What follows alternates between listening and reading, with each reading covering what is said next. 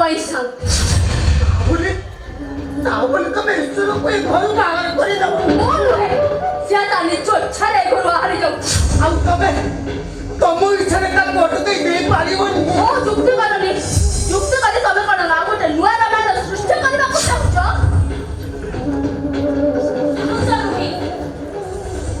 रामायण तू सृष्टि खाली भोगीबाटा जहाँ बाकी अच्छे एवं अपेक्षा कर काली प्रत्येक दिन प्रत्येक मुहूर्त से सब केमी निज अंगे जदि तोर इच्छा होची एबे एई मुहूर्त मो मुह को छेपा पकाइबा आरंभ करिदे जदि छेपा पकाइ देथिले मनुष्यर प्रकृति बदली जाउथाता तारे सेमिति काम करिबा पई मु टिके हेले मुठा मत करन थाती तू कोन मनुष्य ही अछ तू पूरा बड़ा पंचा कहानी कर दे जाई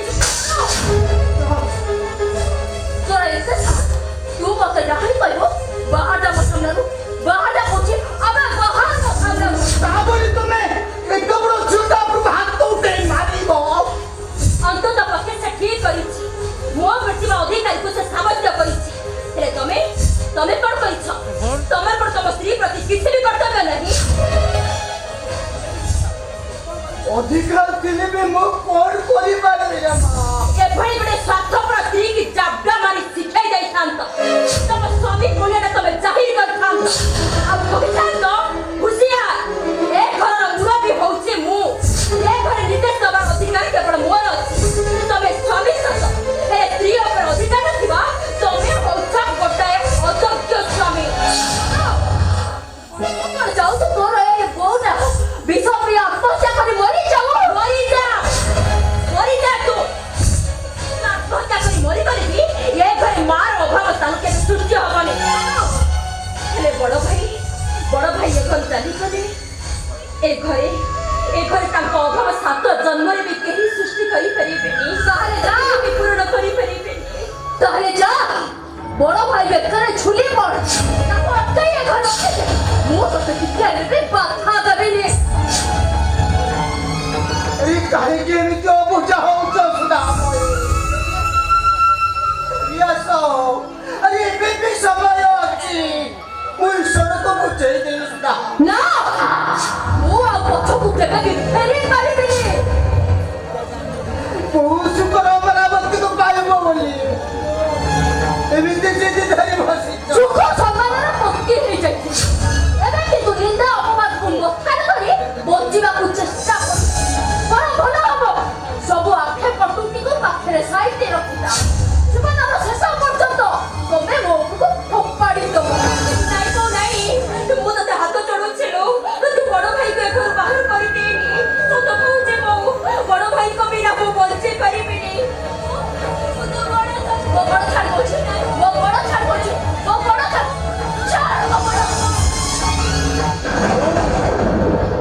वो कहले भी मु किंतु ए घर रहिबिनी काहे के रहिबनी तू केमिति रहिबी बापा पोशाक बदली गले परिवेश बदली गले मनुष्यर परिचयटा बदली जाए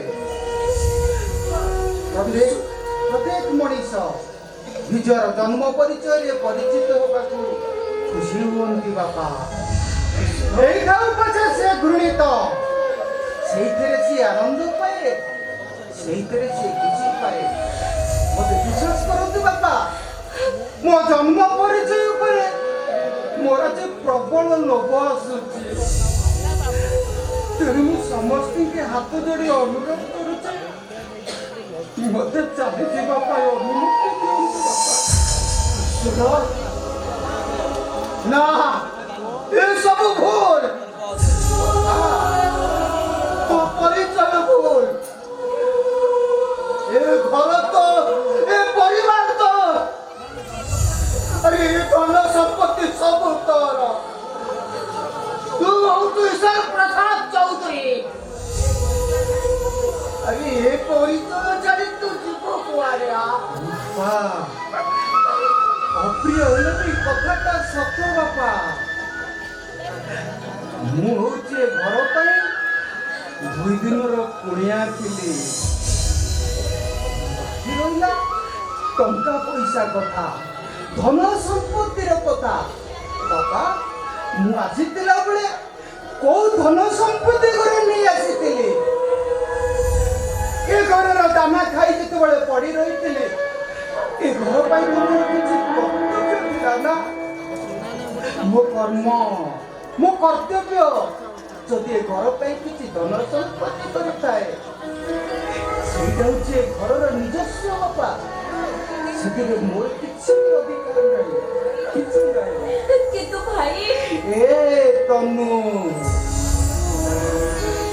ଭାଇର ସୁନା ଭଉଣୀ ତୁ ଏମିତି ଅମାନ୍ୟ ହବାଟା କଣ ଉଚିତ? ଆରେ ସବୁ କଥାରେ ତୁ ତ ସାକ୍ଷୀ ଅଛୁ, ପୁଣି ଏ ମିଛ ବନ୍ଧନ କଣ ପାଇଁ? ନାରୀଶ୍ୱର, ଏଠି ମିଛ କିଛି ନାହିଁ, ସବୁ ସତ। ତୁ ହଉଛୁ ଏ ଘରର ପୁଅ, ହେଲେ ମୋ ପାଳିତ ବାପା। କଣ ହେଇଗଲା?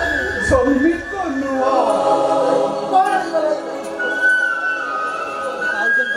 ତୁ ଅନାଥ ଥିଲୁ, କିନ୍ତୁ ତୁ ହଉଛୁ ମୋ ବଡ ଭାଇଙ୍କର ଏକମାତ୍ର ପୁଅ।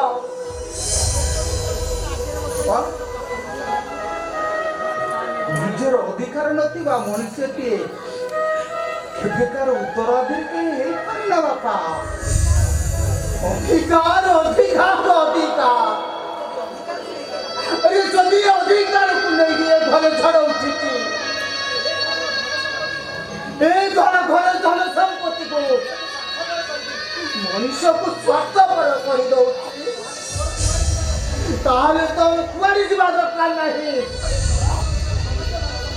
ଏ ଚୌଧୁରୀ ବଂଶର ସମସ୍ତ ଧନ ସମ୍ପତ୍ତି ମୁଁ ଦୁଇ ଭାଗରେ ବାଣ୍ଟି ଦେବି। ନାଇଁ ବାପା, ମୁଁ ପଛେ ମରିଯିବି, ହେଲେ ଘରକୁ, ଏ ଘରର ଧନ ସମ୍ପତ୍ତିକୁ ମୁଁ କେବେ ଦୁଇ ଭାଗରେ ଦେବିନି ବାପା। ତାହେଲେ ତୁ କଣ ଚାହୁଁଛୁ? ଆରେ ମୁଁ ମରିଯାଏ। ନାଇଁ ବାପା,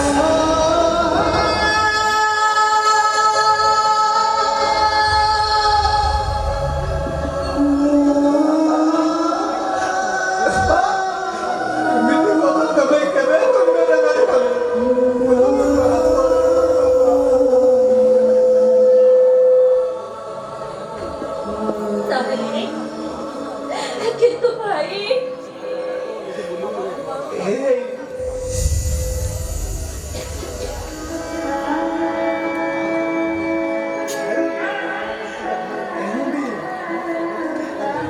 ଦିନ ଆମେ ଏକାଠି ଥିଲେ, ସେତେ ଦିନ ଭାଇ ଭଉଣୀ, ହେଲେ ଆଜିକାର ଏ ଅନାଥ ଭାଇଟାକୁ ସବୁଦିନ ପାଇଁ ଭୁଲି ଯା।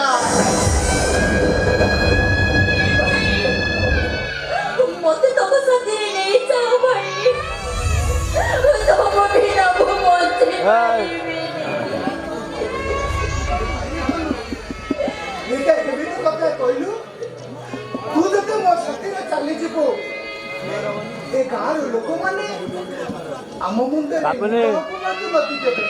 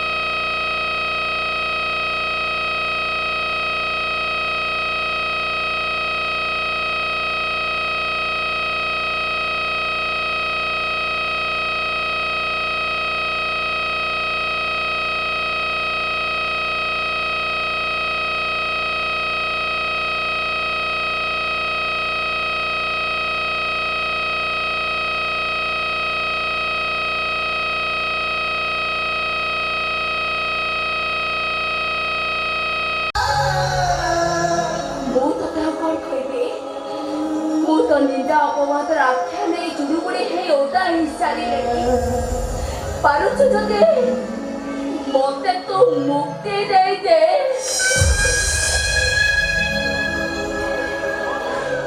ତତେ ମୁଁ ସବୁଦିନ ପାଇଁ ତ ମୁକ୍ତି ଦେଇଦେବାକୁ ଚିନ୍ତା କରିଛି।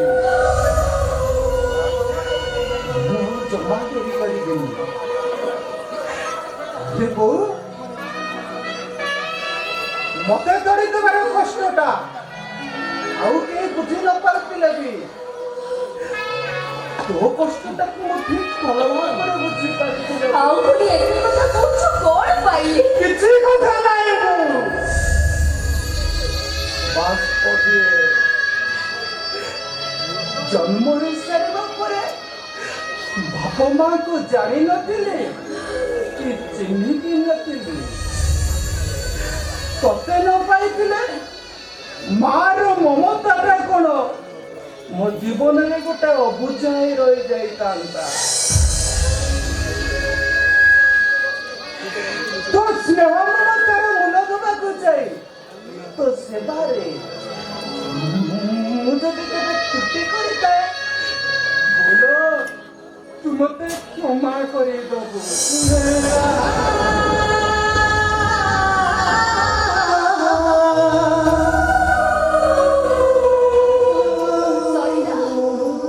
ଆଉ କିଛି ଅଛି? ସରିଗଲା ଏ ଘରୁ ମୋର ସୁଖ ଶାନ୍ତି। ଧୀରେ ଲିଭିଯିବ ଏ ଘରୁ ମୋର ଉପସ୍ଥିତି। ଭୁଲିଯିବ ଏ ଘର ମୋର ଉପସ୍ଥିତିକୁ। ହେଲେ ମୁଁ ଭୁଲି ପାରିବିନି ଏ ଘରକୁ। ଭୁଲି ପାରିବିନି ତମମାନଙ୍କ ସ୍ନେହ ମମତାକୁ। ହେ ଈଶ୍ୱର, ଯଦି ଚନ୍ଦ୍ର ସୂର୍ଯ୍ୟ ସତ୍ୟ, ଯଦି ଜଳ ପବନ ସତ୍ୟ, ତାହେଲେ ଆର ଜନ୍ମରେ ତମେ ମତେ ମୋର ଏ ଆତ୍ମୀୟ ମାନଙ୍କୁ ଫେରେଇ ଆଣ।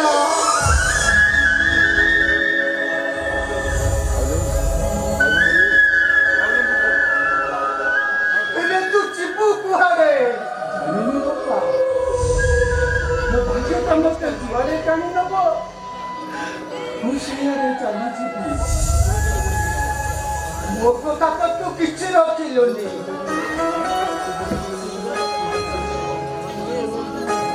ଶେଷ କଥା ପଦେ କହିବି ରଖିବୁ। ବାପା, ତମର ସ୍ନେହ ମମତା ତ ମୁଁ ପାଇଛି। ଆଉ ଏ ଘରୁ ଗଲାବେଳେ ବୋଉର ତମର ତ ଆଶୀର୍ବାଦ ନେଇ ଯାଉଛି। ଆଉ ମୋର କଣ ଦରକାର ବାପା? ଆରେ ଦରକାର ନାହିଁ କେମିତି? ସ୍ନେହ ମମତାରେ କଣ ତୋର ପେଟ ପୁରିଯିବ? ଆଶୀର୍ବାଦରେ କଣ ତୋର ଆଶ୍ରୟ ମିଳିଯିବ? ତାହେଲେ ତମେ ଆଉ କଣ ଦେବାକୁ ଚାହୁଁଛ? ମୁଁ କିଛି ଅର୍ଥ ଦେବାକୁ ଚାହୁଁଛି, ଯାହାକୁ ପୁଞ୍ଜି କରି ତୁ ଛିଡ଼ା ହବୁ। ଏ ଦୁନିଆରେ ତୁ ବଞ୍ଚି ରହିବୁ।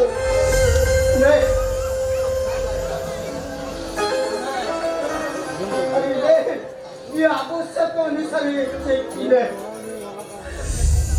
जितने परिमाण दरकार नहीं थी वो भाई बापा तू एक तो नहीं पारी कहीं की ना बुनी कहीं नहीं मुझे तो बड़े घर ना पुराना और सपना पड़ा ना चौधरी वंश रक्त जो बड़े मदर प्रभावित होने तो बड़े धन संपत्ति अधिकार आचला कोई धन संपत्ति जो अधिकार नहीं बापा जेकर ओहो तू बुझुलु काहे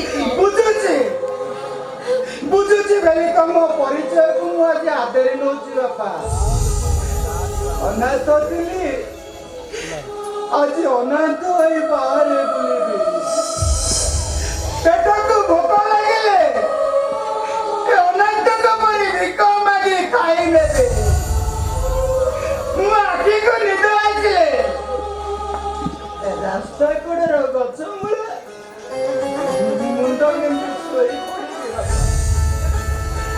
हाँ भला तू अनाथ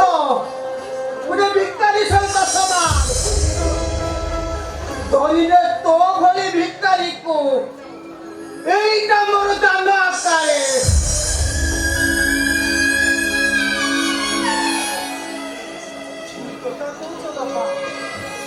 ଗୋଟା ଭିକାରୀର ମୂଲ୍ୟ ତ 5 ଟଙ୍କା କି 10 ଟଙ୍କା ହେଇଥାଏ। খুব বেশি হলে 50 টଙ୍କା କି 100 ଟଙ୍କା ହେଇଥାଏ। ତୁ ତୋ ଭଳି ଭିକାରୀର ପାଉନା ମୋ ପାଇଁ କୋଟିଏ ଟଙ୍କା। ନାଇଁ ବାପା, କାହିଁକି କାହିଁକି ମତେ ପ୍ରଲୋଭନ ଦେଖାଇ ତମେ ମୋ ତପସ୍ୟାଟାକୁ ଭାଙ୍ଗି ଦଉଛ ବାପା? ତମକୁ ମୋର ନ ଭାଇ ବାପା ଦେଇଥିବା ଟଙ୍କାଟାକୁ ତମେ ନେଇଯାଅ। ସହିପାରୁନି ଭାଇ, ମୋ ଛାତିଟା ଫାଟି ଯାଉ। ଆରେ ମୁଁ କେମିତି ସହିବି ତୁ କହୁନୁ? ସବୁ ଋଣ ସୁଝିବାର ରାସ୍ତାଟାକୁ ଯେତେବେଳେ ମୁଁ ବନ୍ଦ କରି ଯାଉଛି, ତମମାନଙ୍କ ଋଣ ପୁଣି ସୁଝିବି କେମିତି? ହୃଦୟଟାକୁ ମମତା ଶୂନ୍ୟ କରିଦେଇଥିବା ବେଳେ ଏତେ ବଡ଼ ଉପହାରଟାକୁ ମୁଁ ନେଇ ରଖିବି କୋଉଥିରେ ମା? ରଖି ନ ପାରିଲେ ବଙ୍ଗଳା ବାହାରେ ଫୋପାଡ଼ି ଦବୁ। ଏକଥା ତୁ କହୁଛୁ? ହଁ ମୁଁ କହୁଛି। ତତେ ତ ବୋଉର ରାଡ। ତତେ ତୋ ବାପା ଦଉଥିବା ଟଙ୍କା ନେଇକି ଯିବାକୁ ପଡିବ। ତୁ ମତେ କିଛି ଦବୁନି?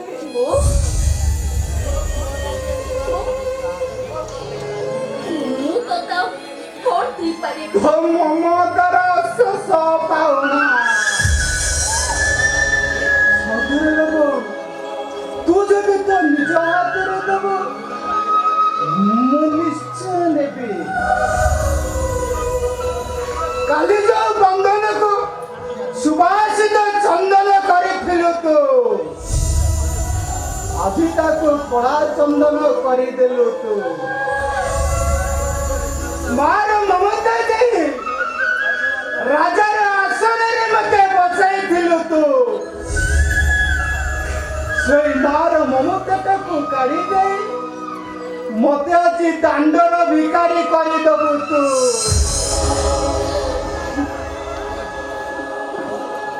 ଏବଂ ସତକୁ ସତ ଈଶ୍ୱର ତୋର ଆଜି ଭିକାରୀ ହେଇଯିବାକୁ ଚାହିଁଲ ବୋଉ।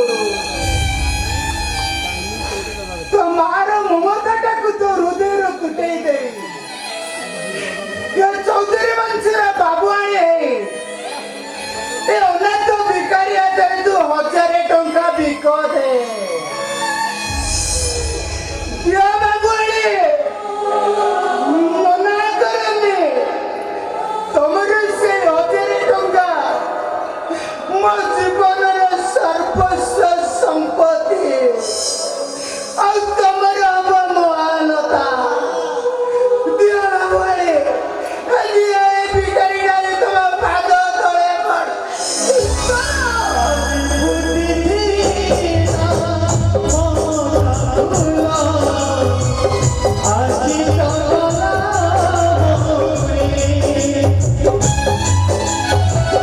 Charlie